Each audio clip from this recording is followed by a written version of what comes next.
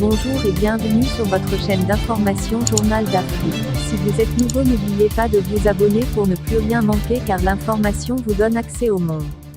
Dans cette CAN 2022 à domicile, un lion indomptable se distingue à cause des salves d'enthousiasme qu'il suscite à chaque apparition sur le terrain. Eric Maxime Choupo-Moting est le plus applaudi des joueurs camerounais dans cette compétition.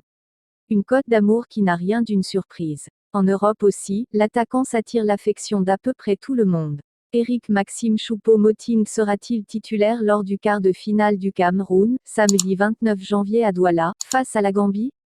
Tony Conceição en décidera. Depuis le début de la CAN 2022, l'attaquant alterne entre un statut de remplaçant et une place dans le 11 de départ. Mais titulaire ou pas, l'avant-centre va sans doute encore battre tout le monde à l'applaudimètre.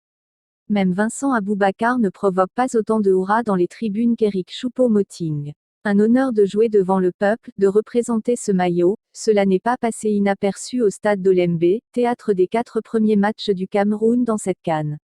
Lors des rencontres contre les étalons et contre les requins bleus, une clameur s'est élevée du stade quand le sélectionneur a envoyé le numéro 13 des Lions indomptables à l'échauffement avant de le lancer dans l'arène. Même chose lorsqu'il a été remplacé contre l'Éthiopie et contre les Comores. Eric Maxime Choupo-Moting est ovationné, même quand il ne marque pas. Après la qualification pour les quarts de finale obtenue face au Sélacanthe, RFI a demandé au joueur s'il avait remarqué ce traitement spécial. Un brin gêné, le grand attaquant, 1,91 m, a confié avec modestie ne pas faire trop attention à ça, sans oublier de quand même remercier toujours le peuple. Chaque joueur a besoin de soutien. Savoir que le peuple est content, c'est un bon sentiment. Je suis toujours fier, c'est un honneur de jouer devant le peuple, surtout à la maison, de représenter ce maillot. Quand on joue bien, tout le monde ressent cette énergie. C'est quelque chose de spécial, a-t-il poursuivi. Ulrich Kevin Nkoum, 21 ans, fait partie des grands fans d'Eric Choupo-Moting. C'est le chouchou du pays, assure l'étudiant camerounais, aspirant journaliste et pleinement investi dans cette CAN à domicile. D'après lui, il n'y a rien de surprenant à ce que les Camerounais adorent ce joueur qui porte le maillot des Lions indomptables depuis la Coupe du Monde 2010, il a toujours été calme, toujours traversé les problèmes avec l'équipe nationale. Il ne s'est jamais plaint, il a toujours répondu présent, peu importe les problèmes qu'a rencontrés l'équipe nationale. Il nous montre qu'il nous aime comme le Cameroun l'aime. C'est un joueur au service de l'équipe. Si vous lui dites de jouer en défense centrale ou au poste de latéral, il le fera, tant qu'il joue pour le pays, insiste Ulrich Kevin. À ses yeux, le Munichois est à part, qui peut nous faire détester Choupo? Lui-même ne peut nous faire le détester.